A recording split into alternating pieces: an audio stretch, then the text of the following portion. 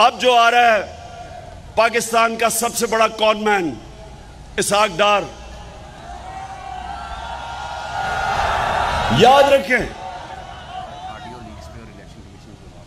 याद रखें कि इसहाक डार को हमारे दौर में नहीं भागा, नून लीग की गवर्नमेंट थी। नैब ने इसको सवाल के लिए बुलाया, पूछा कि तुम्हारे वालिद साहब की बड़े मेहनत कश से साइकिल की दुकान थी, तो आप तो अरबोपति बन गए, किधर से पैसा आया? तो क्योंकि जवाब नहीं दे सकता था, मुल्क से बाहर भाग गया और प्राइम मिनिस्टर के जहाज में मुल्क से बाहर गया और कहता मैं इलाज करवाने गया हूं। वो 3.5 साल से इलाज हो रहा है, वो अभी तक नहीं पता किस चीज का इलाज है। अब वापस आ रहा है और वापस आ रहा है डील के तहत।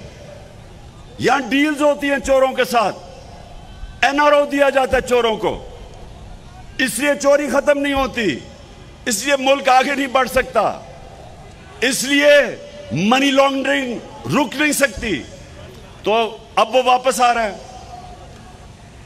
मैं आज सारी कौम को पूछता हूं, क्या हमने ये तमाशा भेड़ बकरियों की तरह है जुल्म के खिलाफ, नाइंसाफी के खिलाफ?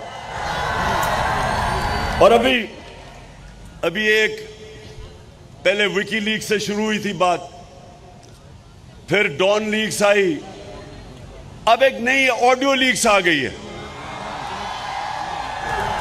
मैं जरा मोटी मोटी चीजें, पहले तो ऑडियो लीग्स में एक चीज सामने आ गई कि ये जो चीफ इलेक्शन कमिश्नर है ये शरीफ खानदान का घर का नौकर है। उनसे पूछ रहा है, नवाज शरीफ बता रहा है इसको कि किन को डिस्क्वालीफाई करना है, इलेक्शन कब करवाने हैं। और ये वो इलेक्शन कमिश्नर है। मैं 3 साल कोशिश करता रहा कि पाकिस्तान में ईवीएम मशीन्स इलेक्शन में इस्तेमाल की जाए। ईवीएम मशीन का क्या मतलब है कि 90% धांधली करने के तरीके ईवीएम मशीन की वजह से खत्म हो जाते हैं, फ्री एंड फेयर इलेक्शन हो सकता है। इस आदमी ने नवाज शरीफ के कहने पे और जरदारी के कहने पे, जिन्होंने जाली वोट्स बनाई हुई, इसने ईवीएम मशीन नहीं आने दिए।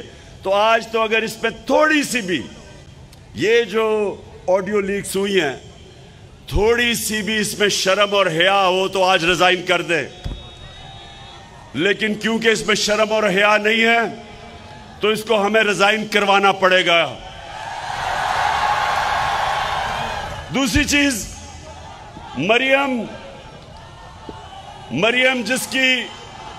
मरियम ने भी एक बहुत बड़ी डबल पीएचडी ली हुई है झूठ बोलने की।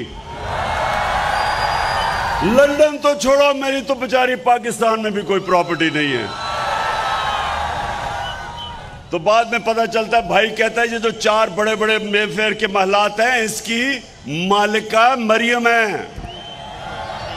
तो अब वो कह रही है, शहबाज शरीफ को ऑडियो लीक्स में आता है कि हिंदुस्तान से पावर जनरेशन की मशीनरी इंपोर्ट कर रहे हैं। हमने हिंदुस्तान में के सारे ताल्लुकात तिजारत के बैन कब किए थे? जब इनने कश्मीरियों की राइट्स की वायलेशन, इंटरनेशनल लॉ की वायलेशन की, United Nations security council resolution की वायलेशन करके 5 अगस्त 2019 इन्होंने कश्मीर की स्टेटहुड ले ली। तब हमने ताल्लुकात तोड़े थे।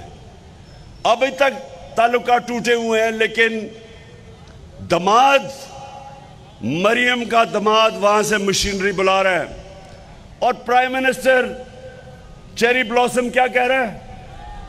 तरीका बता रहा है कि इसको किसी और मुल्क से ले आओ, यानी बजाय गलत उसको कह के ना लेके आओ, तरीका बता रहा है कि किसी और तरीके से लेके आओ। फिर एक ग्रिड स्टेशन इसकी दमाद की हाउसिंग सोसाइटी में लग रहा है। अब ग्रिड स्टेशन वो कह रहा है कि फिक्र ना करो, हमने उसको एक तरीका निकाला है कि वो बजाय हाउसिंग सोसाइटी ग्रिड स्टेशन बनाएगी, क्योंकि ये डिमांड है। और ग्रिड स्टेशन 70 करोड़ का बनता है। अब वो क्या करेगा? उन्होंने कहा फिक्र ना करें, हम ऐसे करेंगे कि पाकिस्तानी कौम टैक्स पेयर पैसा देगी 70 करोड़ का, यानी आपके पैसे से वो बनेगा। ये आ रहा है, ये ऑडियो लीक्स में है। और फिर ऑडियो लीक्स में और भी कुछ आ रहा है। अभी आने वाले दिनों में आप किस्तों की इंतजार करें। एक ये भी आप सुन रहा हूं मैं आ रहा है कि इमरान खान को, वो मरियम कह रही है अब्बा जी को कि इमरान खान को हम तोशा खाना, इलेक्शन कमीशन कह रहे हैं मैं डिस्क्वालीफाई कर दूंगा इसको, फिक्र ना करें कि तोशा खाना केस। ये है इलेक्शन कमीशन। इसलिए आज सबको गवर्नमेंट कॉलेज, देखिए आप नौजवान हैं, गर्मी में आप बैठे हुए मैं देख रहा हूं, इसलिए मैं सिर्फ आखिर में बात ये ख़त्म करता हूं कि कौमें, जो कौम हक और सच पे नहीं खड़ी होती वो कौम का मुस्तकबिल नहीं होता। जो कौम अमर बिल मारूफ, अल्लाह का हुक्म है कि अच्छाई के साथ खड़े और बुराई के खिलाफ खड़े हो, जब एक कौम में अच्छे और बुराई की तमीज़ ख़त्म होती है कौम मर जाती है।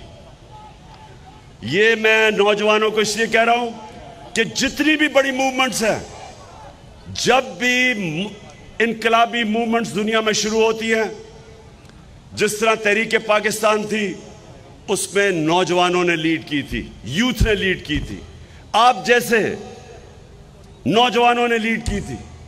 ये जो अब हकीकी आज़ादी की तहरीक है, मैं अपने सारे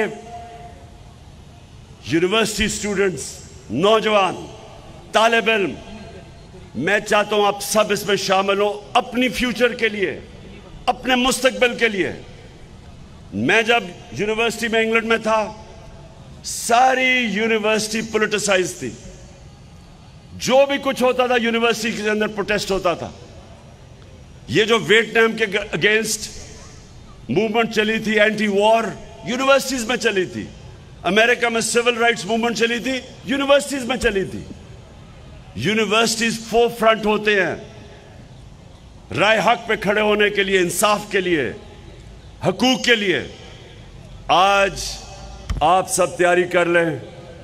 मैंने इनके खिलाफ, इन चोरों के खिलाफ मैंने अब जहाद डिक्लेयर किया है। जब तक मैं जिंदा हूं मैं इनका मुकाबला करूंगा और इंशाल्लाह आपको जीत के दिखाऊंगा। पाकिस्तान जिंदाबाद। मैं गुजारिश करूंगा मेहमान ख़ुसूसी जनाब इमरान खान साहब से कि वो लोग जिनकी अनथक मेहनतों से आज का दिन ये मुमकिन हुआ, मैं पहले बुलाऊंगा डीजी ई गवर्नर साजिद लतीफ़ साहब पंजाब IT बोर्ड, कि जिनके अनथक मेहनत से तालीम और हुनर रोजगार